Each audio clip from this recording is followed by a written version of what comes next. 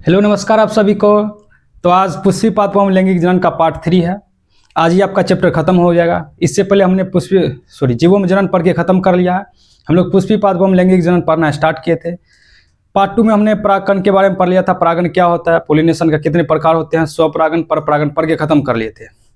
आज हम जानेंगे परागण का जो एजेंट होता है वो क्या होता है। ध्यान से सुनिएगा। हम आपको बताए थे पुष्प दो प्रकार के होते हैं, एक बंद और एक ओपन। तो हम आपको बताए थे कि जो बंद पुष्प होता है उसमें परागणकर्ता की आवश्यकता नहीं होती है। जो ओपन पुष्प है उसमें क्या होगा, परागणकर्ता की आवश्यकता होती है। तो परागणकर्ता का मतलब क्या, एजेंट मतलब समझ रहे हैं ना। किसी भी चीज का एजेंट क्या करता है, आप तक किसी भी चीज को आसानी से पहुंचाता है। जैसे LIC का एजेंट होता है, वो क्या करता है जी, LIC का जो भी सर्विस है वो आपके पास पहुंचाएगा, उसके थ्रू आपके पास पहुंच जाता है LIC का जो भी सर्विस है। ठीक उसी तरह से जो परागणकर्ता का एजेंट होगा, परागणकर्ता का एजेंट पोलिनेटर जिसको बोलते हैं, वो क्या करेगा, परागकण को एक पुष्प से क्या करेगा जी, दूसरे पुष्प पर क्या करेगा, स्थानांतरित करेगा। तो उसी को हम लोग क्या कहेंगे, पोलिनेटिक एजेंट। तो आइए हम पढ़ते हैं क्या होता है। आइए देखिए क्या लिखे हैं, परागण के अभिकर्मक या इसी को हम लोग कारक कहते हैं या अभिकर्ता कहते हैं। एजेंट मतलब सिंपल क्या, जो किसी भी सर्विस को आप तक पहुंचा रहा था। हम यहाँ क्या पढ़ रहे हैं, परागण का एजेंट। परागण क्या होता है, पढ़े थे आपको कि परागकण का मादा स्त्री केसर के वर्तिकाग्र पर स्थानांतरण की प्रक्रिया को हम लोग परागण कहते हैं। परागण दो प्रकार के होते हैं, स्वपरागण और परपरागण। उसके बाद आइए देखते हैं हम, जो सजात पुष्पीय परागण होता है और परनिषेचन होता है, उसके लिए क्या होती है जी, परागकर्ता की आवश्यकता होती है। परागणकर्ता या अभिकर्ता की आवश्यकता होती है। तब हम जानते हैं कि पराग अभिकर्ता जो है या अभिकर्मक या परागणकर्ता, जो भी पराग अभिकर्मक या अभिकर्ता है वो कितने प्रकार के होते थे। देखिए पराग अभिकर्मक जो होता है ये दो प्रकार के होता है, एक होता है ओजीवीय और एक होता है जीवीय। ओजीवीय मतलब क्या, एबायोटिक नॉन लिविंग थिंग जिसमें जान नहीं होगा, और दूसरा क्या लिखे हैं, जीवीय बायोटिक जिसमें जान होगा। ओजीवीय में हमको दो के बारे में पढ़ना है, एक हवा के बारे में पढ़ना है, एक पानी के बारे में। हम देखेंगे कि हवा और पानी की मदद से किस तरह से परागण होता है। उसके बाद देखिए क्या लिखे, जीवीय में हम पढ़ेंगे मधुमक्खी, जीवीय के अंदर आता है एग्जाम्पल में जैसे मधुमक्खी हो गया, तितलियां हो गया, मक्खिया हो गया, भौरी हो गया, कीट पक्षी चमगादड़, ये सबसे क्या होगा, परागण होगा। अगर आपसे पूछा जाएगा बताइए सबसे अधिक परागण किसके द्वारा होता है, जीवीय, अजीवीय या जीवीय द्वारा, तब बताइएगा जीवीय द्वारा। अगर जीवीय में भी पूछेगा किसके द्वारा, तो याद रखिएगा जो मधुमक्खी होता है इसके द्वारा अधिक परागण होता है। अब ये नीचे हम लिख दिए कुछ पोलिनेटिंग एजेंट का नाम। सिंपल आपसे पूछा जाएगा, जैसे आपसे पूछा जाएगा बताइए अगर इंसेक्ट यानी कि कीड़ा मकोड़ा द्वारा अगर परागण हो रहा तो उसको हम लोग क्या कहते थे, याद रखिएगा एंटोमोफिली। तो ये देखिए 6 को लिख दिए आप लोग, याद रखिएगा। सबसे पहले क्या लिखे हैं, विंड पोलिनेशन। इतना इंग्लिश समझ पाइएगा ना आप। विंड मतलब हवा, वाटर माने पानी, एनिमल मतलब जीव जंतु हो गया, इंसेक्ट मतलब कीड़ा मकोड़ा, बेट माने चमगादड़, यहाँ बेट माने बल्ला मत समझिएगा, और बर्ड माने पक्षी, इतना आप समझ पाइएगा। हम बोल रहे हैं कि अगर हवा के द्वारा परागण हो रहा तो उसको हम लोग कहते हैं एनिमोफिली। पूछा गया क्वेश्चन इसलिए बोल रहे हैं, इसमें से कोई भी पूछ सकता है। अगर पानी के द्वारा परागण हो रहा तो उसको हम लोग कहते हैं हाइड्रोफिली। अगर एनिमल के द्वारा परागण हो रहा तो उसको हम लोग कहते हैं जूफिली। अगर इंसेक्ट के द्वारा होगा तो एंटोमोफिली। अगर बेट यानी कि चमगादड़ के थ्रू हो रहा तो उसको हम लोग कहते हैं चिरिप्टोफिली। और बर्ड के द्वारा होगा तो उसको हम क्या कहते हैं, ऑर्निथोफिली। समझ पा रहे हम क्या पढ़ाना शुरू कर रहे हैं आपको। हम आपको परागणकर्ता का एजेंट पढ़ा रहे हैं, पोलिनेटिंग एजेंट पढ़ा रहे हैं, जो क्या करेगा, परागकण को एक पुष्प से दूसरे पुष्प पर स्थानांतरित करेगा। हम बोलें कि जो परागणकर्ता होता है, परागकर्ता, वो दो तरह का होता है, एक होता है अजीवीय, एक होता है जीवीय। अजीवीय मतलब जिसमें जान नहीं होगा, हवा हो गया, पानी होगा, इसके थ्रू पढ़ेंगे। जीवीय में मधुमक्खी, तितलियां, मक्खिया सबसे ज्यादा लेकिन होगा मधुमक्खी के थ्रू। इधर कुछ हम पोलिनेटिंग एजेंट का नाम लिखे हैं, फिर से एक बार पढ़ देते हैं। अगर हवा द्वारा परागण होगा, विंड पोलिनेशन को हम लोग क्या कहेंगे, anemophily, A for anemo, A for air, याद रखिएगा। Water, hydrophily, HYDROPHYLLY, hydrophily. अगर एनिमल के द्वारा होगा तो उसको हम लोग क्या कहते हैं, जूफिली कहते हैं। इंसेक्ट के थ्रू होगा तो एंटेमोफिली कहते हैं। अगर बेट यानी कि चमगादड़ के थ्रू हो रहा तो उसको हम लोग क्या कहते हैं, चिरिप्टोफिली कहते हैं। अगर पक्षी द्वारा होगा तो उसको हम लोग ऑर्निथोफिली कहते हैं। यहाँ तक समझ में आ रहा है। अब आइए हम लोग पढ़ना शुरू करेंगे। सबसे पहले हम पढ़ेंगे कि हवा द्वारा अगर परागण हो रहा तो उसके परागकण का क्या क्या गुण होना चाहिए, पुष्प में क्या क्या गुण होना चाहिए। फिर हम पढ़ेंगे पानी के थ्रू किस तरह से परागण होगा। फिर हम लोग जीवीय परागण पढ़ेंगे। जो हमारा हवा है और पानी है, वो जीवीय के अंदर आता है। इसमें हम देखेंगे कि हवा और पानी के थ्रू किस तरह से परागण होता है, परागण। और जीवीय में देखेंगे कि मधुमक्खी हो गया, तितलियां, मक्खिया, इस सब के थ्रू किस तरह से परागण होता है। तो आइए यहाँ तक लिख लीजिए। अब इसके बाद हम लोग पढ़ना शुरू करते हैं। सबसे पहले हम पढ़ेंगे वायु द्वारा जो परागण होता है वो कैसे होता है। ध्यान से सुनिएगा। वायु सिंपल मतलब क्या, इसमें अभिकर्ता क्या होगा, हवा होगा। जैसे हम बोले कि LIC का एजेंट मतलब क्या, किसका एजेंट होगा, LIC का होगा। तो हवा द्वारा परागण होगा, इसमें अभिकर्मक क्या होगा, हवा होगा। अब इसमें हम पढ़ेंगे कि क्या क्या गुण होना चाहिए हवा, जो हवा द्वारा अगर परागण हो रहा है। तो सबसे पहले तो जो उसका परागकण होना चाहिए हल्का होना चाहिए, उसका जो पुष्प होगा रंगहीन होना चाहिए, यानी कि उसमें कोई सुगंध नहीं रहेगा, नहीं तो जीव आके उस पर बैठ सकता है। पहले आइए यहाँ तक लिख लीजिए, फिर हम लोग पढ़ना शुरू करेंगे हवा द्वारा किस तरह से परागण होता है और पानी द्वारा, फिर उसके बाद जीव द्वारा। तो लिख लीजिए यहाँ तक। तो आइए हम लोग पढ़ते हैं वायु परागण के बारे में। आइए ध्यान से सुनते रहिएगा। वायु परागण में क्या क्या विशेषता होना चाहिए, जो पुष्प होंगे जो परागण होंगे उसमें क्या क्या विशेषता होना चाहिए। देखिए क्या लिखिए, फूल छोटे आकार का होना चाहिए, बिना सुगंध का होना चाहिए और बिना रंग के होना चाहिए।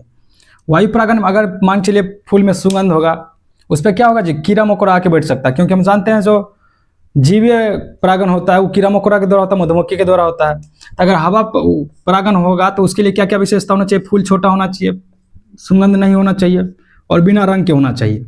उसके बाद देखिए क्या लिखिए, परागकण हल्के होना चाहिए और सूखे होने चाहिए। परागकण हल्का रहेगा तब एक जगह से दूसरी जगह उड़ के जा सकता है, तो ये हल्का होना चाहिए, सूखा होना चाहिए और चिपचिपाहट नहीं होना चाहिए। अगर परागकण चिपचिपाहट होगा तो कहीं जाके चिपक जाएगा किसी भी सरफेस पर, तो ये चिपचिपाहट नहीं होना चाहिए।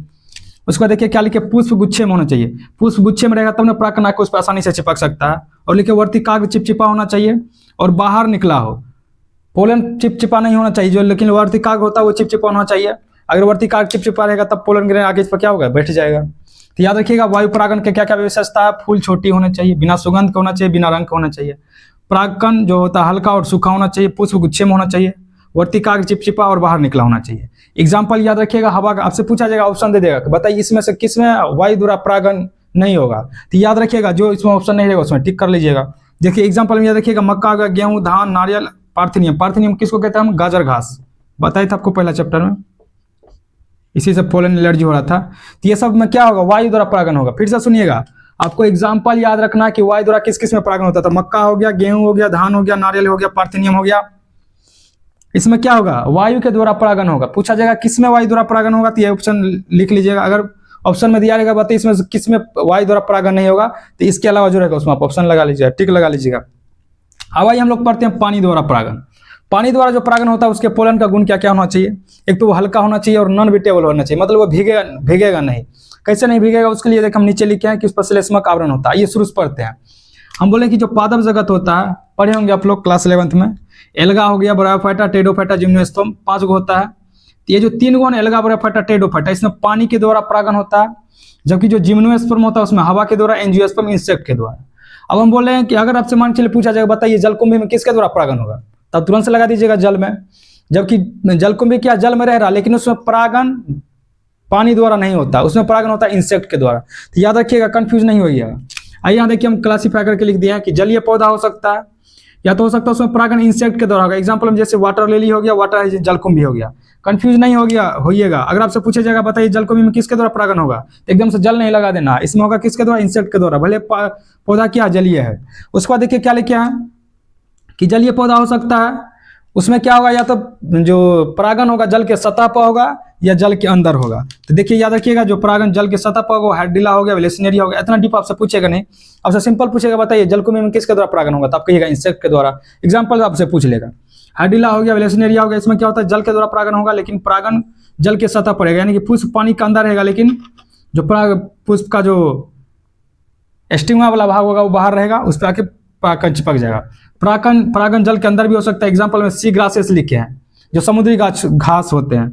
इसका जो पोलन होता है फीते आकार का होता है और इस पर श्लेष्मक आवरण होता है जो नॉन विटेबल होता है। यहाँ ध्यान से सुनिएगा, श्लेष्मक आवरण क्या करता है, नॉन विटेबल होने का मतलब कि वो भींगेगा नहीं तो अगर पानी में वो भींग जाएगा तो स्टिग्मा तक पहुंच नहीं पाएगा, क्योंकि भारी हो जाएगा। उसके बाद याद रखिएगा, परागण जो जल के अंदर होगा सी ग्रास में होगा, उसका जो पोलन ग्रेन होगा फीते का कारक होगा।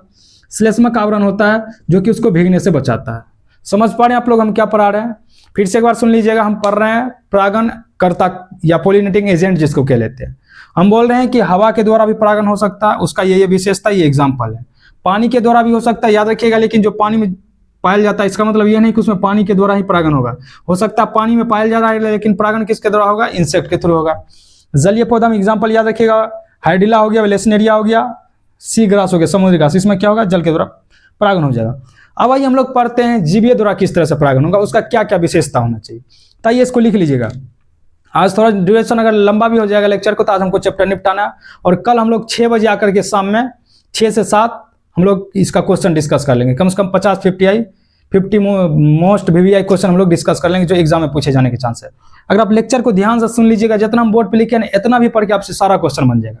सिर्फ और सिर्फ आपको ध्यान से लेक्चर सुनना है। तो यहाँ तक लिख लीजिए। अब इसके बाद हम लोग पढ़ेंगे जीवे द्वारा परागण किस तरह से होता है, लिख लीजिए। तो आइए नेक्स्ट हम लोग देख लेते हैं बायोटिक एजेंट के द्वारा किस तरह से पोलिनेशन होता है। ध्यान से सुनिए।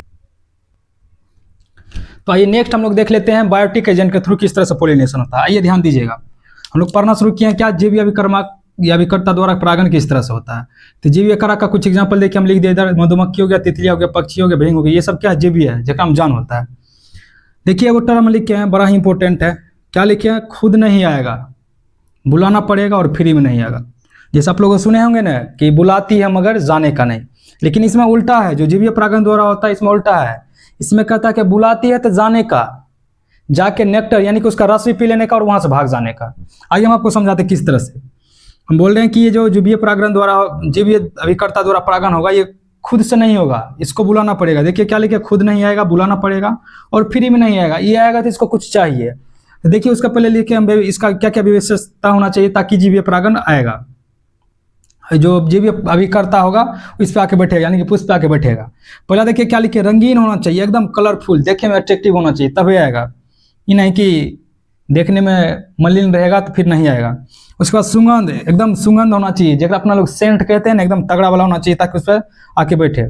उसके बाद रस, अभी आपको बताया ना कि बुलाती है तो जाने का, जाके रस पीने का, सुगंध लेने का, मजे करने का, जो उसका सुंदरता उसका लुत्फ उठाने का। और क्या करने का, फिर उसके बाद में उड़ जाने का। उड़ जाएगा लेकिन कुछ फायदा देखे जाएगा। देखिए उसके बाद क्या लिखिए, परागकण चिपचिपाट होना चाहिए। अगर इसका परागकण चिपचिपाट होगा, जैसे पुष्प, जैसे इस पर मधुमक्खी आके बैठेगा, मधुमक्खी तो अपना मजा कर लेगा, रस उस पी लेगा, लेकिन उसके जो पैर में है ना ये परागकण चिपक जाएगा, फिर दूसरे पुष्प पर जाके चिपकेगा, परागण हो जाएगा। उसके बाद देखिए क्या लिखिए, परागण चिपचिपाट होना चाहिए। उसके बाद फूल का आकार थोड़ा बड़ा होना चाहिए, बड़ा फूल रहेगा तब उस पर आके बैठेगा ताकि उस पर परागण चिपकेगा फिर और दूसरी जगह जाएगा। अगर छोटा पुष्प रहेगा तो पता चला उस पर लटका और पुष्प उलट गया।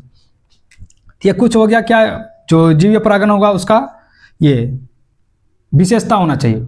अब उधर हम लिखे हैं इसके अलावा भी और इसको क्या मिलना चाहिए, रिवॉर्ड मिलना चाहिए। रिवॉर्ड मतलब क्या होता है जी, पुरस्कार मिलना चाहिए। इसके अलावा और क्या क्या दीजिएगा, तो जो जीवीय परागण है वो पुष्प पे आके बैठेगा। देखिए इधर लिख दिया है, परागण अभिकर्ता के लिए पुरस्कार क्या क्या होना चाहिए। पहला तो रस, नेक्टर तो उसको मिलेगा चूसने के लिए एकदम मजे से। उसके बाद देखिए क्या लिखे, कुछ प्रजाति में खाने योग्य परागकण भी होते हैं, यानी कि उस पुष्प पे जाएगा, उसी परागकण को खाएगा और कुछ परागकण उसके टांग में चिपक जाएगा, पैर में चिपक जाएगा, फिर दूसरे पुष्प पे जाकर बैठेगा, परागण हो जाएगा। उसको देखिए क्या लिखिए, अंडे देने के लिए जगह, उसी में खाएगा पिएगा, उसी का परागण दूसरे पुष्प जाकर परागण करेगा, पुष्प का परागकण लेके दूसरे पुष्प के वर्तिका हस्तांतरित भी करेगा, उसको अंडा देने के लिए जगह भी होना चाहिए।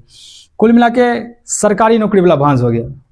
सरकारी नौकरी में देखते हैं लोग क्या सरकारी नौकरी के पीछे भागता है, यही कारण है कि एकदम सिक्योर हो जाता है, खाना भी मिलेगा, रहने के लिए रूम भी मिलेगा, जो उसका बाल बच्चा होगा आगे चल के उसको भी थोड़ा सुविधा मिल जाता है। तो यहाँ पर क्या होना चाहिए, जो परागण होगा उसको रस मिलना चाहिए, कुछ प्रजाति के लिए खाने परागण भी मिल जाता है और अंडा देने के लिए जगह भी मिल जाता है। जैसे एग्जांपल में देखिए क्या लिखा है, एमोर्फोफोलस, शुरू में लिखा है था आपको कि लार्जेस्ट फ्लावर ये होता है, 6 फीट हाइट होता है। ये जो जीवीय कारक होगा उसको परागण के लिए, परागकण के लिए तो बुलेबे करेगा, खाने पीने के लिए, रस देने के लिए। उसके अलावा इसको ये जो एमोर्फोफोलस होता है 6 फीट का हाइट, ये उसको अंडा देने के लिए जगह भी देगा। जमीन कांट हो गया, एग्जाम्पल याद रखिएगा। दूसरा एग्जाम्पल लिखिए, युक्का प्लांट और मौत। देखिए युक्का प्लांट और क्या लिखिए, मौत, कीट सलब क्या करेगा। युक्का प्लांट क्या करेगा, इसको तो खाने पीने के लिए देगा, अंडा देने के लिए जगह दे देगा, बदले में ये सलब इसको क्या करेगा, परागण में मदद करेगा। यानी कि इसका इस पर बैठेगा पुष्प पे, इसके पैर में चिपक जाएगा और दूसरे पुष्प पे जाके उसको फिर से क्या करेगा, परागण कर लेगा, यानी कि परागकण का स्त्री केसर पर हस्तांतरित कर देगा। एक बार फिर से बोल देते हैं, अगर आपको थोड़ा कंफ्यूजन लग रहा हो तो फिर से सुनिएगा। हम लोग समझ रहे हैं परागण क्या होता है। परागण क्या होता है, परागकण का मादा के स्त्री केसर पर हस्तांतरण की प्रक्रिया को हम लोग क्या कहते हैं, परागण कहते हैं। परागण क्यों जरूरी है, क्योंकि बाद में क्या करेगी, निषेचित होकर के फल बनेगा, बीज बनेगा। ठीक, आगे हम बोल रहे हैं कि कुछ पौधा में इस प्रक्रिया को करने के लिए अभिकर्मक यानी कि एजेंट की जरूरत होती है, खुद परागण नहीं चल के उस पर जाकर बैठ जाएगा। जैसे हम लोग मेल में पढ़ेंगे, अगर मेल और फीमेल हम पढ़ेंगे जनन, तो वहां देखेंगे कि जो मेल स्पर्म होता है वो मोटाइल होता है, उसको हम आसानी से फीमेल रिप्रोडक्टिव ट्रैक्ट में क्या करते हैं, इंसेमिनेट कर देते हैं। लेकिन प्लांट में क्या होता है, कुछ एजेंट चाहिए। तो एजेंट में हम बताया आपको कि पानी एजेंट हो सकता है, हवा एजेंट हो सकता है और जीव एजेंट हो सकता है। तो पानी हवा के बारे में हम पढ़ के निपटा लिए, हम जीव के बारे में पढ़ रहे हैं तो बोले जीव कारक में जैसे ये सब एग्जाम्पल हो गया। आगे हम लिखे कि ये खुद नहीं आएगा, बुलाना पड़ेगा और फ्री में नहीं आएगा। उसको क्या करना पड़ेगा जी, आपको लुभाना पड़ेगा। कैसे आपको लुभाइएगा, एकदम बढ़िया बढ़िया मेकअप कर लीजिएगा, चेहरा चमका लीजिएगा ताकि देख के लोग अट्रैक्टिव हो। तो लड़का लोग इस सब चक्कर में नहीं पड़िएगा, सुंदरता के पीछे भागिएगा, जीवन बर्बाद हो जाएगा। चलिए आइए तो देखिए क्या लिखे, खुद नहीं आएगा, बुलाना पड़ेगा और फ्री में नहीं आएगा। इसका क्या क्या विशेषता होना चाहिए, रंगीन होना चाहिए, सुगंध होना चाहिए, इसमें रस होना चाहिए, परागकण चिपचिपाट होना चाहिए। उसके बाद क्या लिखे, फूल का आकार बड़ा होना चाहिए। अब हम इधर लिख रहे हैं कि इसके अलावा भी उसको आपको कुछ और देना पड़ेगा, रस तो देना ही पड़ेगा। कुछ प्रजाति में पोलन ग्रेन परागकण खाने के लिए भी दे देता है और अंडा देने के लिए जगह भी देना पड़ेगा। एग्जाम्पल में याद रखिएगा, मोर्फोफोलस हो गया, जमीन कंठ हो गया, युक्का प्लांट हो गया और मौत हो गया। यहाँ तक खत्म हो गया। आइए नेक्स्ट हमारा टॉपिक है अंतः प्रजनन, इनब्रीडिंग। नाम से पता चला अंतः प्रजनन मतलब क्या, एक के जात में प्रजनन हो जाना। सिंपल मीनिंग यही होता है जी। जैसे शादी होता है, देखिएगा कहीं कहीं कि जो हमारे गांव सब में शादी होता है, वहां पे खानदान मिलाया जाता है। अगर एक दो पुष्ट भी उसमें मिलता है तो उसमें शादी नहीं किया जाता। अब तो धीरे धीरे ये सिस्टम खत्म होते जा रहा है कि अब नजदीक में भी शादी कर लिया जाता है। लेकिन पहले जो शादी होता था वहां पे क्या किया जाता था, कुल मिलाया जाता था। एक दो कुल भी अगर उससे मिल रहा है तो उससे शादी नहीं किया जाता था। तो अंतः प्रजनन मतलब क्या हुआ, एक ही प्रजाति में क्या हो जाएगा, प्रजनन हो जाएगा। तो देखिए क्या लिखे हैं कि जब समान प्रजाति के आपस में निकट संबंधी पौधों का संकरण होता है, यानी कि हाइब्रिडाइजेशन होता है, तो इसको हम क्या कहते हैं जी, अंतः प्रजनन कह देते हैं। अंतः प्रजनन का हानि क्या क्या है, अंतः प्रजनन में विविधता नहीं आता है और जो बाल बच्चा जन्म लेगा ना उसमें अधिक रोग क्षमता नहीं होता है। लेकिन ये हम प्लांट में पढ़े थे, देखिए इसमें क्या क्या हो जाएगा, हानि क्या क्या होगा, आंतरिक संकरण अवसाद हो जाएगा, जिसको हम लोग इनब्रीडिंग डिप्रेशन कहते हैं। यहाँ डिप्रेशन मतलब कुछ और मत समझिएगा, जो अपना लोग जाए जा रहे हैं, जो आजकल का युवा जाया जा रहा है, एकदम से हुक्का पी रहा है, सुलेशन पिए जा रहा है, टोरेक्स पिए जा रहा है, काम करा किया ही नहीं जा रहा, उससे कुछ ओडियम लगल है, तो वहाँ डिप्रेशन का अलग मीनिंग होता है। आंतरिक संकरण नहीं, इनका अवसाद हो जाएगा। इसमें क्या होगा, उत्पादक क्षमता घट जाता है और जो आपके प्रोडक्ट का क्वालिटी है ना वो घट जाएगा। अब गांव घर में देखिएगा जो किसान होते हैं कौन सा धान लगाना पसंद करते हैं, हाइब्रिड धान। क्योंकि हाइब्रिड धान क्या करता है, अधिक उपज भी देता है और वो एडवर्स कंडीशन यानी कि अधिक पानी में भी उग सकता है। अब देखिएगा कहीं कहीं जो ऊंचा वाला खेत होता है वहाँ ऐसा धान लगाया जाता कि जो बिना पानी के रह जाएगा, तो सब क्या हाइब्रिड धान होता है। उसके बाद देखिए क्या लिखिए, अनुवांशिक विविधता में कमी आएगा, यानी कि उसमें विविधता नहीं होगा। और रोगों के प्रति संवेदनशीलता, यानी कि वो अधिक मात्रा में डिजीज को झेल नहीं पाएगा, थोड़ा सा रोग हुआ पेड़ पौधा सूख के खत्म हो जाएगा। अब हम पढ़ेंगे कि इस अंतः प्रजनन को रोकने के लिए कुछ विधि होता है जिसको हम लोग कहते हैं आउटब्रीडिंग डिवाइस। ताइए हम उसके बारे में पढ़ते हैं। उम्मीद करते हैं आप लोग यहाँ तक समझ गए होंगे। इससे जो हमारा पहले दो पार्ट खत्म हुआ है, पहला हमें मेल खत्म कर लिए थे, दूसरा में फीमेल और थोड़ा सा परागन के बारे में पढ़ लिए थे। आज हम लोग परागन अभिकर्ता के बारे में पढ़ना शुरू किए हैं, पढ़ के खत्म हो गया। अब हम पढ़ना शुरू किए अंतः प्रजनन पढ़ रहे हैं। अंतः प्रजनन के बाद हम लोग आउटब्रीडिंग डिवाइस पढ़ेंगे, देन फर्टिलाइजेशन पढ़ेंगे, देखेंगे फर्टिलाइजेशन के बाद क्या होता है। फिर हम फल के बारे में पढ़ेंगे, वास्तविक फल क्या होता है, मिथ्या फल क्या होता है और निषेचक जन फल क्या होता है। ये सब जितना हम बोले सब कहीं ना कहीं एग्जाम में पूछा जा चुका, आगे भी पूछने का चांस है।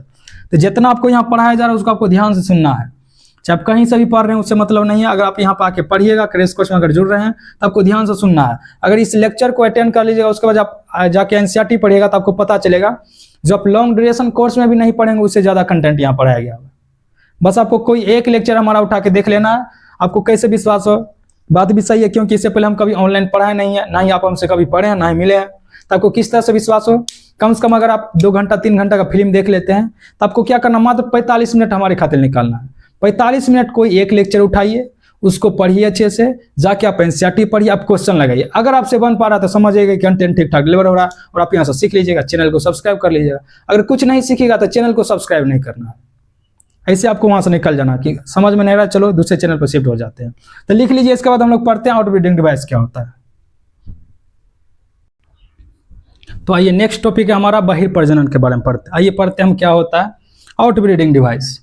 हम पढ़ना शुरू किए क्या आउटब्रीडिंग डिवाइस। इसका सिंपल काम क्या होगा, ये स्वनिषेचन को रोकेगा। जो ऑटोगेमी हो रहा है उसको क्या करेगा, रोकेगा। क्योंकि हम जाने इसका क्या क्या हानि होता है, विविधता नहीं आता है, अधिक उपजाऊ नहीं होगा, जो बीमारी के प्रति होता है ये संवेदनशील होता है, यानी कि थोड़ा सा बीमारी लगा प्लांट सूख के खत्म हो जाएगा। उसके लिए हम लोग क्या करते हैं, आउटब्रीडिंग डिवाइस यानी कि बहिर्प्रजनन युक्तियाँ का उपयोग करते हैं। देखिए क्या होता है, जैसा कि हम यहाँ लिखे हैं कि पौधों में स्वपरागन को रोकने और परपरागन को बढ़ावा देने के लिए कुछ विशेष संरचनाएं और तंत्र पाए जाते हैं। इसी को हम लोग क्या कहते हैं, बहिर्प्रजनन कहते हैं।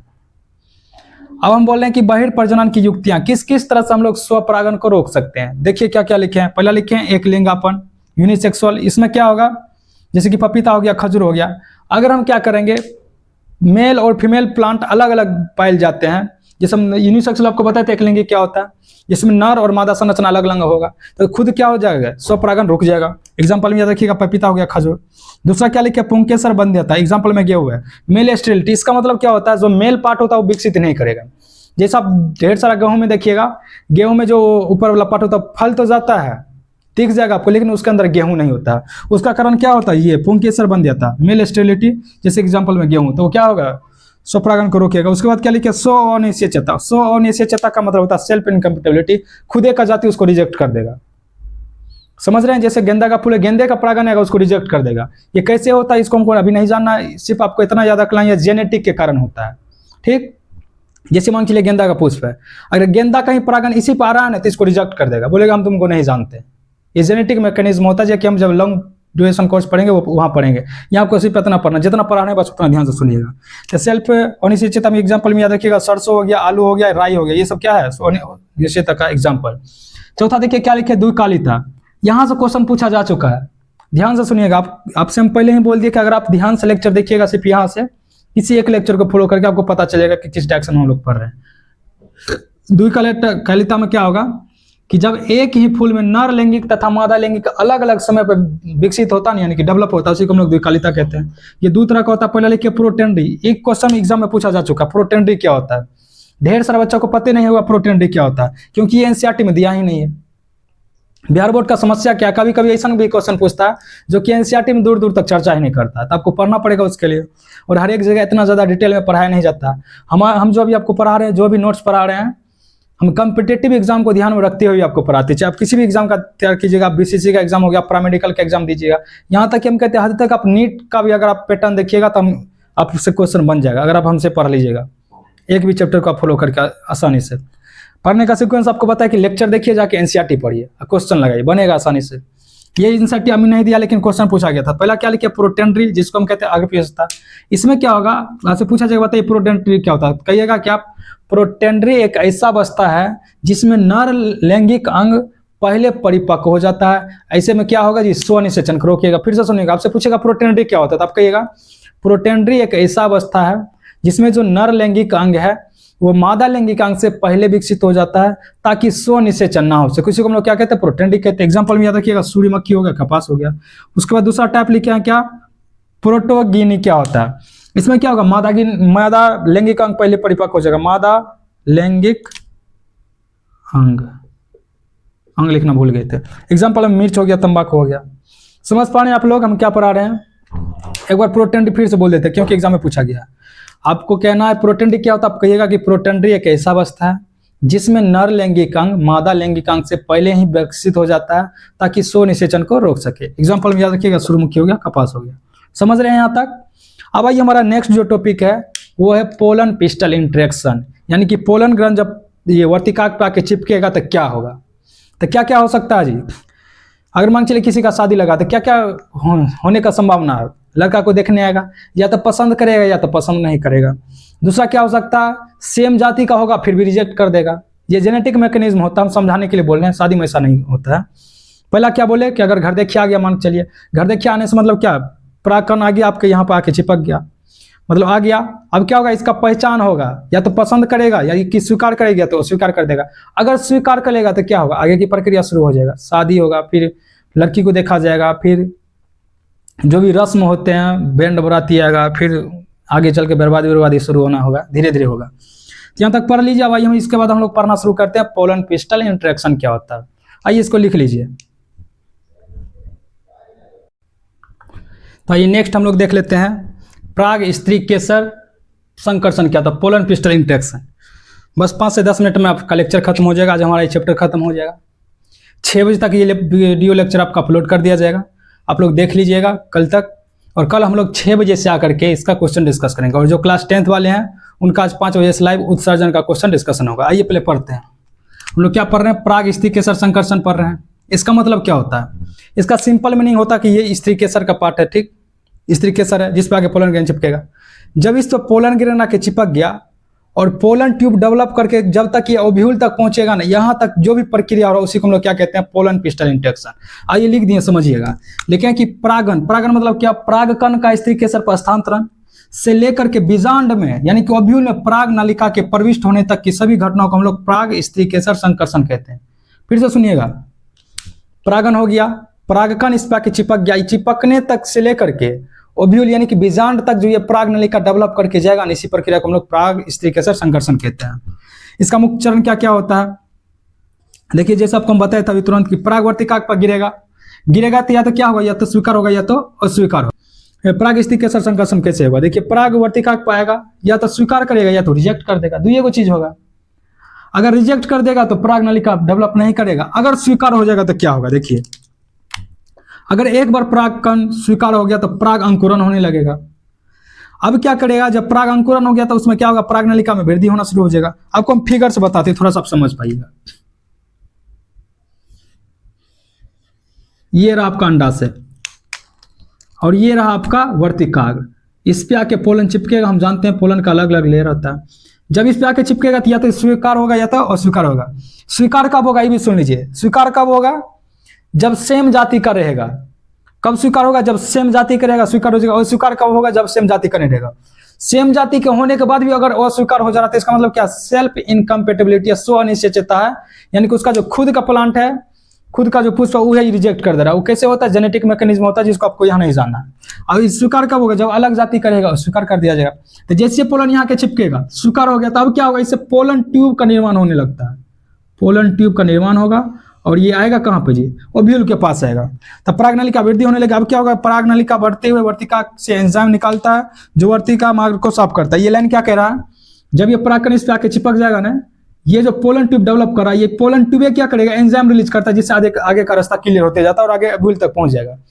जैसा मानव जनन में पढ़िएगा, जो स्पर्म होता है ना, स्पर्म के मुंडी पर यानी कि हेड वाला पार्ट में एक्रोजोम पाया जाता है जिसमें स्पर्म लाइसिन पाया जाएगा। वो क्या करेगा, आगे बढ़ने में मदद करता है। तो देखिए क्या होगा, पराग नलिका बढ़ते वर्तिकाग्र में एंजाइम निकालती है ताकि क्या हो जी, मार्ग साफ रहे। अब क्या होगा, इसमें दो नाड़ी युग्मक यात्रा करती है, एक से अंडाणु मिलकर युग्मनज बनाती है और द्विगुणित केंद्रक से मिलकर के एंडोस्पर्म बनाती है। अब सुनिएगा, जो पोलन जर्मिनेशन होता है वो अलग अलग स्टेज में होता है, 2 सेल स्टेज में भी होता है, 3 सेल स्टेज में। यहाँ आपको नहीं पढ़ना, आपको जितना पढ़ाया जा रहा है इतना पढ़िए, आपका बोर्ड का एग्जाम अच्छे से हो जाएगा। इवन डेट का आपका कंपटीशन का भी एग्जाम हो जाएगा। थोड़ा सा हम आपको आगे अगर हम डिटेल कोर्स में पढ़ाते हैं, लॉन्ग कोर्स में पढ़ाते हैं, तो हम आपको बताते हैं कि 2 सेल स्टेज में किस तरह से होता है, 3 सेल स्टेज में किस तरह से होता है। सिर्फ आपको यहाँ यही जान लेना है। फिर से सुनिएगा, हम लोग पराग स्त्रीकेसर संकर्षण पढ़ रहे हैं। इसका मीनिंग होता है कि जब स्त्रीकेसर पर परागकण के चिपका था, यहाँ से लेकर के कब तक अंकुरित होकर के मतलब डेवलप करके बीजांड तक पहुंच गया, उस सब के घटना को कहते हैं। तो मुख्य चरण क्या, वर्तिकाग्र पर सबसे पहले परागन आएगा, या तो स्वीकार होगा या तो रिजेक्ट हो जाएगा।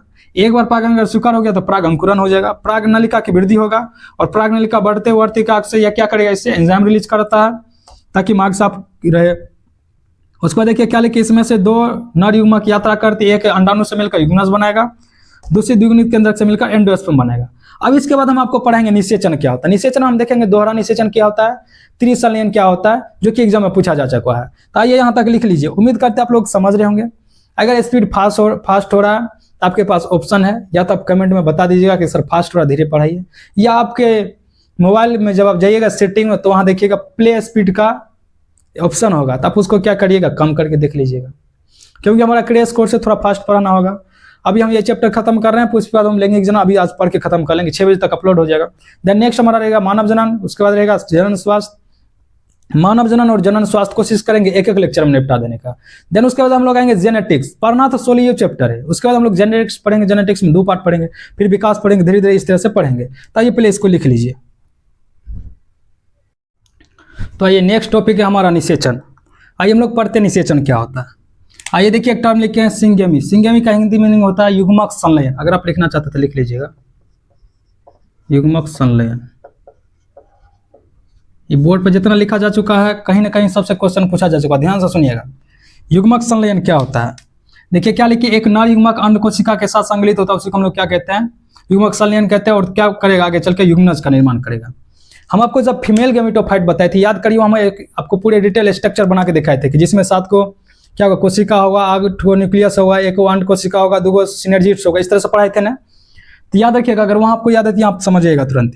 युग्मक संलयन मतलब सिंपल क्या, जो नर युग्मक अंड कोशिका से मिलेगा और आगे चल के युग्मनज बनाएगा। इसके बाद क्या बनेगा, युग्मनज आगे चल के भ्रूण बन जाएगा। एक टर्म लिखे त्रिसंलयन, इस पर भी क्वेश्चन आ जा चुका है। पूछा जा चुका। त्रिसंलयन क्या होता है? देखिए नाम से पता चला, त्रिसंलयन मतलब क्या, तीन वो कुछ मिलेगा। तो देखिए क्या क्या मिलेगा, एक नर युग्मक को ध्रुवीय न्यूक्लियाई, ध्रुवीय न्यूक्लियाई क्या होता है? दो गो। बताए थे आपको सेंट्रल सेल क्या होगा? दो गो। याद आ रहा कुछ हो? नहीं याद आ रहा तो इधर देखिए बना के आपको दिखाते हैं। रुकिए इस तरह से आपको मेल गेमेट बना के दिखाए थे।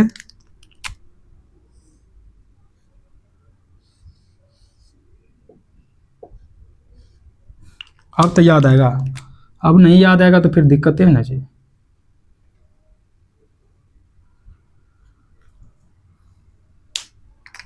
चलिए इधर ध्यान दीजिएगा, इस तरह संबंध। ये क्या था? ये था सेंट्रल सेल। एक मिनट रुकिएगा, इस तरह से आपको हम बताए थे। इधर ध्यान दीजिएगा, हम क्या बोल रहे हैं कि त्रिसंलयन में, त्रिसंलयन क्या होता है? ये जो दो गो नजर आ रहा है ना, सेंट्रल सेल ध्रुवीय कोशिका जिसको कहते हैं, इससे एक नर युग्मक का आके मिल जाना, उसी को हम लोग क्या कहते हैं? त्रिसंलयन कहते हैं। मतलब तीन को कुछ मिला था। देखिए क्या लिखिए, एक नर युग्मक को ध्रुवीय न्यूक्लियाई से संग्रहित होता है जिसे हम त्रिसंलयन कहते हैं। ध्रुवीय मतलब सेंट्रल सेल जो होता है उसमें दो न्यूक्लियस होता है, उसी को हम त्रिसंलयन कहते हैं। त्रिसंलयन होने के बाद ये बनेगा प्राथमिक इंडोस्पर्म न्यूक्लियस, प्राथमिक भ्रूणपोष बनेगा। अब इसके बाद क्या होगा, ये एंडोस्पर्म या जो भ्रूणपोष है, ये प्राथमिक एंडोस्पर्म आगे चल के भ्रूणपोष बनेगा। आपसे पूछा जाएगा, बताइए भ्रूणपोष एक गुणित होता है, द्विगुणित होता है या त्रिगुणित? याद रखिएगा त्रिगुणित, त्रिगुणित पूछा जा चुका क्वेश्चन, त्रिगुणित। अभी से ज्यादा कुछ नहीं याद रखना, किस तरह से डेवलप होगा आपको कुछ नहीं पढ़ना है, जितना पढ़ा है इतना को पढ़ना। क्वेश्चन बनेगा आपसे क्या लिखे हैं कि जब त्रिसंलयन होगा, त्रिसंलयन के बाद प्राथमिक एंडोस्पर्म, प्राथमिक भ्रूणपोष बनता है। यही प्राथमिक भ्रूणपोष इसके बाद आगे चल करके भ्रूणपोष का निर्माण करेगा, बनाता है, जो भ्रूण को भोजन प्रदान करेगा। और भ्रूणपोष कैसन कोशिका होता है? त्रिगुणित कोशिका होता है। ठीक, उसको देखिए क्या लिखे, दोहरा निषेचन। दोहरा निषेचन मतलब क्या, दो बार फर्टिलाइजेशन हो रहा है। देखिए एक बार सिंगेमी हो रहा था, एक नर युग्मक एक अंडाणु से मिल रहा था, अंड कोशिका से मिल रहा था। दूसरी बार क्या लिखे कि एक नर युग्मक दो ध्रुवीय कोशिका यानी कि सेंट्रल कोशिका से मिल रहा था। देखिए क्या लिखे, सिंगेमी यानी कि युग्मक संलयन तथा त्रिसंलयन को मिला के हम लोग क्या कहते हैं? दोहरा निषेचन कहते हैं। अब देखिए निषेचन के बाद क्या होगा, इधर हम लिख दिए, फिर भी इधर थोड़ा सीक्वेंस में लिख दिया ताकि आपको आगे भी याद रहेगा। दोहरा निषेचन में क्या होगा, युग्मज आगे चल के भ्रूण बनेगा, बीजांड बीज बनाएगा जिसको हम निषेचित बीजांड भी कह लेते हैं, और आगे अंडा से फल का निर्माण कर लेगा। तब हम लोग पढ़ेंगे फल के बारे में। एक बार फिर से रिपीट कर दे रहे हैं क्योंकि ये थोड़ा सा कंफ्यूजन वाला टॉपिक है। हम निषेचन पढ़ रहे हैं, बोले युग्मक संलयन क्या होता है? एक नर युग्मक का अंड कोशिका से संगलित होना युग्मज कहलाता है। इसके बाद भ्रूण का निर्माण होगा। त्रिसंलयन क्या होता है? एक नर युग्मक दो ध्रुवीय कोशिका से मिलेगा, उसको हम लोग त्रिसंलयन कहते हैं। त्रिसंलयन के बाद प्राथमिक भ्रूणपोष का निर्माण होगा। यही प्राथमिक भ्रूणपोष आगे चल के भ्रूणपोष का निर्माण करेगा, जो भ्रूण को पोषण प्रदान करता है। दोहरा निषेचन क्या होता है? युग्मक संलयन और त्रिसंलयन को हम दोहरा निषेचन कहते हैं। निषेचन के बाद युग्मज भ्रूण बन जाएगा, बीजांड बीज बन जाएगा, अंडा से फल बन जाएगा। अब हम पढ़ेंगे कि फल अलग प्रकार का होता है, मिथ्या होता है, वास्तविक फल क्या होता है, और अनिषेचक जनफल क्या होता है। ताकि उसको पढ़ते हैं, मात्र 5 मिनट रुकिएगा, आपका यहाँ से फिर चैप्टर खत्म हो जाएगा। फिर हम लोग नेक्स्ट क्लास में मिलेंगे। इसको लिख लीजिए पहले। तो नेक्स्ट आइए हम लोग फल के बारे में पढ़ लेते, तेजी से पढ़ लेते। ये जो तीनों लिखे हैं ना, तीनों क्वेश्चन एग्जाम में पूछा जा चुका है। आइए देखिए क्या लिखे है फल के बारे में। फल 3 प्रकार का होता है, एक होता है वास्तविक फल, एक होता है आभासी या मिथ्या फल, या इसको हम कूट फल कहते हैं। नाम अलग अलग होगा, है वही एक ही चीज। या हम कहते हैं अनिषेचक जनित फल या निषेचन जनित फल। आइए देखिए क्या होता है वास्तविक फल। क्या होता है याद रखिएगा, जब केवल अंडा से फल में बनेगा ना, फल में परिवर्तित होगा, उसको हम वास्तविक फल कहते हैं। एग्जाम्पल में याद रखिएगा आम, टमाटर, मटर। उसको देखिए आभासी फल या मिथ्या फल या कूट फल किसको कहते हैं, ये एग्जाम में पूछा जा चुका है बिहार बोर्ड में। देखिए क्या लिखे हैं, अंडाशय के साथ साथ पुष्पासन भी फल विकसित होने में मदद करेगा, तो उसको हम क्या कहेंगे? आभासी। वास्तविक फल अगर सिर्फ अंडाशय फल बना रहा है तो उसको हम लोग वास्तविक कहेंगे। आभासी किसको कहेंगे? अगर अंडाशय के साथ साथ उसका पुष्पासन भी उसको विकसित होने में मदद करता है तो उसको हम लोग आभासी कहेंगे। अनिषेचक जनित फल किसको कहेंगे या अनिषेचन जनित फल किसको कहेंगे? जब फल बिना निषेचन के बनेगा। एग्जाम्पल में याद रखिएगा केला। फिर से एक बार बोल देते हैं क्योंकि यहाँ से क्वेश्चन पूछा जा चुका है। फल 3 प्रकार के होते हैं, वास्तविक फल, अवास्तविक फल और अनिषेचक जनक फल। अनिषेचन जन या अनिषेचक जनित। वास्तविक फल किसको कहेंगे? लिखिएगा कि अगर फल का विकास सिर्फ अंडाशय से हो रहा है उसको हम वास्तविक फल। एग्जाम्पल में आम, टमाटर, मटर। अवास्तविक फल या मिथ्या फल या झूठा फल जिसको कहते हैं कूट फल किसको कहेंगे? अगर फल के विकास में अंडाशय के साथ साथ पुष्पासन भी मदद कर रहा तो उसको हम लोग क्या कहेंगे? आभासी फल कहेंगे। और निषेचक जनित फल किसको कहेंगे? अगर फल बिना निषेचन के बन रहा है। एग्जाम्पल में क्या है? केला। यहाँ तक समझ गया आप लोग? बस थोड़ा सा एक दो टॉपिक हो रह गया, जैसे कि अपना आर्टिफिशियल हाइब्रिडाइजेशन क्या होता है, बहुभुजनता क्या होता है, फिर आपका और एक होता है इमेस्कुलेशन क्या होता है, फिर आपका चैप्टर खत्म हो जाएगा। आइए पहले इसको लिख लीजिए तेजी से। तो आइए देख लेते हैं, हमारा लास्ट टॉपिक है, फिर इसके बाद आपका चैप्टर खत्म हो जाएगा। देखिए क्या लिखे, बहुभुजनता, एक निषेचित अंडे से एक या से दो या अधिक भ्रूण के विकास को हम लोग बहुभुजनता कहते हैं। फिर से सुनिए, बहुभुजनता किसको कहते हैं? बात तेरी का। तो आइए देख लेते हैं, हमारा लास्ट टॉपिक है, फिर इसके बाद आपका चैप्टर खत्म हो जाएगा। क्या लिखे, बहुभुजनता, एक निषेचित अंडे से दो या अधिक भ्रूण विकसित होते हैं, उसी को हम लोग बहुभुजनता कहते हैं। कृत्रिम संकरण क्या होता है? Artificial hybridisation. इसमें हम सिंपल क्या करेंगे, मानव के मदद से एक ही प्रजाति का अलग अलग किस्म का पौधा लेंगे और उसको निषेचित कर देंगे, और उससे जो मतलब हाइब्रिडाइजेशन करेंगे, उससे जो प्लांट बनेगा उसको हम लोग क्या कहेंगे, कृत्रिम संकरण कहेंगे। देखिए क्या लिखे, जब दो विभिन्न पौधों की प्रजाति या किस्मों को मनुष्य की सहायता से परागण कराकर नया संकरण उत्पन्न किया जाता है, तो इसे हम कृत्रिम संकरण कहते हैं। कृत्रिम संकरण सिंपल कहने का मतलब इसका क्या होता है कि जब हम आर्टिफिशियल मानव की मदद से क्या करते हैं, एक नया वैरायटी बनाते हैं। जैसे आप अपने घर में जो अमरूद लगाएगा, जो देसी अमरूद होता है, उसमें देखिएगा कि जो अमरूद बनेगा वो छोटा छोटा होता है लेकिन टेस्ट होता है। लेकिन जो आप हाइब्रिड अमरूद लगाइएगा, देखिएगा फलेगा भी ज़्यादा और उसका साइज थोड़ा बड़ा बड़ा होता है। तो हम किसके मदद से बनाते हैं? आर्टिफिशियल हाइब्रिडाइजेशन की ही मदद से बनाते हैं। अब एनिमल में भी देखिएगा कि जो जर्सी गाय होता है अधिक मात्रा में दूध देती है, क्योंकि उसको हम हाइब्रिडाइज करा करके आर्टिफिशियली क्या करते हैं, तैयार करते हैं। आर्टिफिशियल हाइब्रिडाइजेशन का सिंपल मीनिंग क्या होता है? मानव के थ्रू मानव के लिए उपयोगी पदार्थ बनाने के लिए, मानव के लिए अधिक से अधिक प्रोडक्शन हो सके, उसके लिए हमको कुछ भी करके क्या करना, नया प्रजाति को बना देना। जैसे धान की बात किया जाता है, हाइब्रिड धान अधिक मात्रा में उपज देता है, जबकि जो आपका लोकल धान होता है वो कम मात्रा में उपज कर देता है, क्योंकि हम क्या करते हैं, उसको हाइब्रिड धान को मानव के थ्रू बनाते हैं और उसको फिर क्या करते हैं, ट्राई करते हैं। अगर अधिक मात्रा में प्रोडक्शन होने लगा तो फिर उसका उपयोग करते हैं। उसके बाद देखिए क्या लिखा, विपुंसन। याद रखिएगा, भी पूछा जा चुका है कि दुलिंगी पुष्प से एंथर, यानी कि मेल वाला पार्ट को काट के हटा दीजिएगा, उसी को हम लोग क्या कहते हैं, विपुंसन कहते हैं। फिर से सुनिए, विपुंसन क्या होता है? दुलिंगी पुष्प, दुलिंगी पुष्प मतलब एक ही पुष्प में नर और मादा दोनों पाया जाएगा। में एंथर को, एंथर क्या होता है जी, मेल वाला पार्ट होता है ना पुंगेसर, उसको काट के हटा दीजिएगा, उसी को हम लोग क्या कहते हैं, विपुंसन, इमेस्कुलेशन कहते हैं। तो यहाँ आपका पुष्पी पादपों में लैंगिक जनन होता है, खत्म। नेक्स्ट क्लास में हम लोग क्वेश्चन डिस्कस करेंगे, कम से कम 50 इंपॉर्टेंट क्वेश्चन डिस्कस कर लेंगे। नेक्स्ट क्लास में हम लोग मानव जनन पढ़ना शुरू करेंगे। यहाँ तक आप लोग पढ़ लीजिएगा, पढ़ने के बाद आप एनसीईआरटी पढ़ लीजिएगा और प्रीवियस ईयर क्वेश्चन पढ़ लीजिएगा, और आप सब्जेक्टिव का लिख के कोशिश कीजिएगा प्रैक्टिस करने का, तभी आप बना पाइएगा। ये जो सोचिएगा एक बार में पढ़ के बना लेंगे, एग्जाम में आप भूल जाइएगा, क्योंकि एग्जाम में प्रेशर रहता है। वहाँ पर अगर आप चीज़ों को बार बार नहीं पढ़ के जाइएगा तो फिर आप नहीं लिख पाइएगा, फिर आपको लगेगा ये आता तो है, ऐसे कहते हैं ना कि पेट में तो है मुंह में नहीं आ रहा, वही वाला हाल हो जाएगा। पेट में तो रहेगा, आपके मुंह में नहीं आएगा, जबकि ऐसा नहीं होता। पढ़ा लिखा इन स्टोर होता है, हम जस्ट बोल चाल की भाषा में कह देते हैं कि सर पेट में तो है लेकिन मुंह में नहीं आ रहा है। तो आप जब किसी भी चीज़ को बार बार पढ़िएगा ना, तो पेट में भी, मुंह में, दिमाग भी, हर एक जगह रह जाएगा। तो आपको सब्जेक्टिव क्वेश्चन का लिख के प्रैक्टिस करना है, और ऑब्जेक्टिव आपको किसी भी क्वेश्चन से, जैसे कि आपका क्वेश्चन बैंक हो गया या आप जो भी गेस्ट पेपर रिलीज होता है उससे आप प्रैक्टिस कर सकते हैं, और लेक्चर देखिए, उसके बाद आप लोग क्वेश्चन बना लीजिए।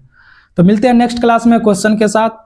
और अभी जो क्लास 10th में उसका 5 बजे या उससे कुछ लेट हो सकता है, 5:30 बजे के बाद हम लोग लाइव आके क्वेश्चन डिस्कस करेंगे।